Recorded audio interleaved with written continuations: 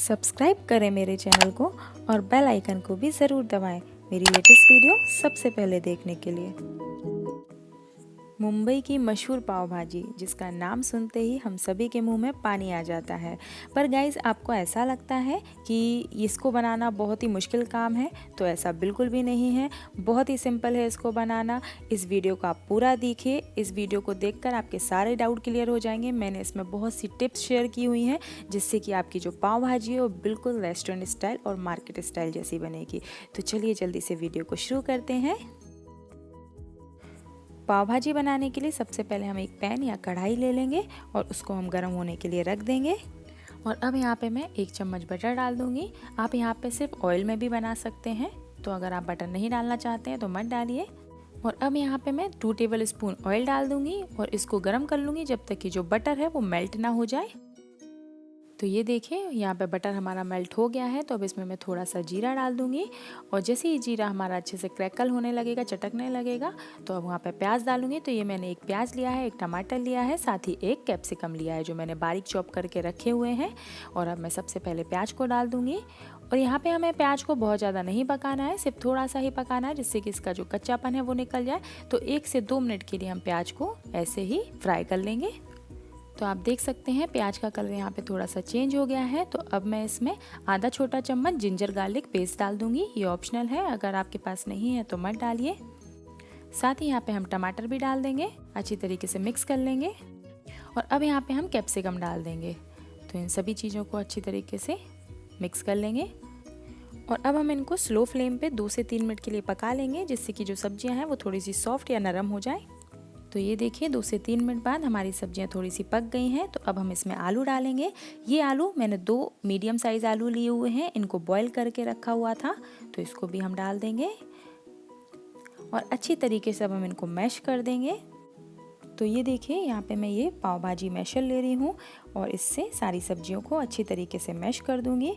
अगर आपके पास ये नहीं है तो आप कोई कटोरी ले लीजिए, उसकी हेल्प से भी आप इसको मैश कर सकते हैं। तो अब यहाँ पे मैं थोड़ा सा पानी डाल दूँगी और पानी डालने के बाद इनको फिर से एक बार मैश कर लूँगी। तो ये देखिए, पानी डालने से क्या होगा, ये और अच्छी तरीके से सारी सब्जियाँ मैश हो जाएंगी। तो ये देखिए, कुछ इस तरीके से हम मैश कर लेंगे। और अब मैं इसमें थोड़ा सा बटर डाल दूँगी और इसके बाद अब हम मसाले डालेंगे। अगर आप चाहें तो आप डायरेक्ट भी मसाले डाल सकते हैं। तो यहाँ पे मैं अब थोड़ा सा बटर को मेल्ट हो जाने के बाद 1 टीस्पून धनिया पाउडर डाल दूँगी, 1 टीस्पून लाल मिर्च पाउडर डाल दूँगी, ये आप अपने टेस्ट के अकॉर्डिंग ही डालिए। आधा टीस्पून हल्दी पाउडर डाल दूँगी। और अब मैं यहाँ पे 1 टीस्पून कश्मीरी लाल मिर्च पाउडर डाल दूँगी। ये ऑप्शनल है, अगर आपके पास नहीं है तो आप मत डालिए। आप यहाँ पे फूड कलर का भी इस्तेमाल कर सकते हैं। जो मार्केट वाले होते हैं वो इधर पे फूड कलर का ही इस्तेमाल करते हैं। तो अब मैं यहाँ पे 2 टीस्पून पाव भाजी मसाला डाल दूँगी। पाव भाजी मसाला बहुत आसानी से मार्केट में मिल जाता है। और अब मैं यहाँ पे थोड़ा सा पानी डाल दूँगी और सारे मसालों को मिक्स कर लूँगी जिससे कि जो मसाले हैं वो सब्जियों में अच्छी तरीके से मिक्स हो जाए। और अब मैं यहाँ पे 1 टीस्पून नमक डाल दूँगी। नमक का कम ही इस्तेमाल करें क्योंकि बटर में भी नमक होता है। तो अभी इसमें हमने बटर डाला था और बाद में भी अभी हम बटर डालेंगे, तो इसलिए नमक का कम इस्तेमाल करें। और अब यहाँ पे मैं आधा गिलास पानी डालकर और सारी सब्जियों को पका लूँगी। बहुत ज़्यादा पानी एक साथ नहीं डालें, अगर आपको ज़रूरत पड़ती है तो थोड़ा थोड़ा कर ही पानी को यहाँ पे हम डालेंगे। और अब यहाँ पे हम ढककर स्लो फ्लेम पे 2 से 3 मिनट के लिए इनको पका लेंगे। तो 2 से 3 मिनट बाद ये देखिए, भाजी काफ़ी अच्छी तरीके से पक गई है और बहुत ही अच्छा कलर आया है।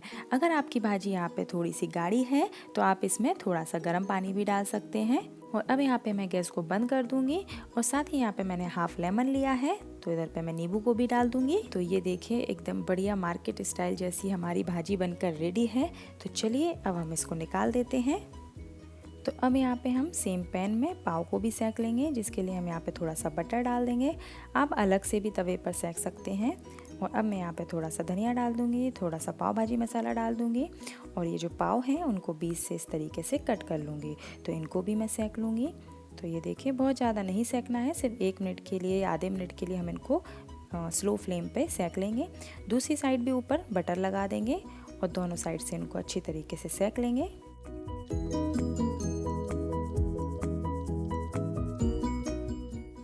तो तो ये देखिए दोनों साइड से हमारे पाव अच्छी तरीके से सिक गए हैं। तो चलिए अब हम इनकी जल्दी से प्लेटिंग कर लेते हैं। तो ये देखिए यहाँ पे मैंने एक प्लेट पहले से रेडी करके रखी है और इसमें हम अपनी गर्मा गर्म भाजी को निकाल लेंगे। और अब यहाँ पे हम पाव को भी निकाल लेंगे और थोड़ा सा इसमें बटर डाल देंगे। और अब मैंने यहाँ पे बाकी की पाव भाजी भी एक प्लेट में निकाल ली है। और अब मैं इसमें डालूँगी मेरा फेवरेट इंग्रेडिएंट्स चीज़। तो ये देखिए यहाँ पे मैं प्रोसेस चीज़ का यूज़ कर रही हूँ। आप यहाँ पे प्रोसेस मोज़रेला कोई भी चीज़ डाल सकते हैं, बहुत ही टेस्टी लगती है। चीज़ डालने से पाव भाजी में एक क्रीमी सा टेक्सचर आ जाता है जो मुझे तो बहुत ही पसंद है। तो ये देखिए कितनी मज़ेदार लग रही है हमारी भाजी। तो ये लीजिए मुंबई की मशहूर पाव भाजी, चीज़ पाव भाजी बनकर रेडी है। अगर आप भी इस रेसिपी को एक बार मेरे तरीके से ट्राई करेंगे तो आपकी पाव भाजी भी बहुत ही टेस्टी बनेगी और बिल्कुल रेस्टोरेंट वाला स्वाद आएगा। तो जल्दी से जाइए एक बार इस रेसिपी को ज़रूर ट्राई कीजिए। और अगर आपको आज की ये वीडियो थोड़ी सी भी पसंद आई हो तो प्लीज़ वीडियो को लाइक करना ना भूलिए। मेरे चैनल पर नए हैं तो चैनल को सब्सक्राइब कीजिए। जल्दी मुलाकात होगी एक नई वीडियो में नई रेसिपी के साथ। तब तक के लिए take care and bye bye.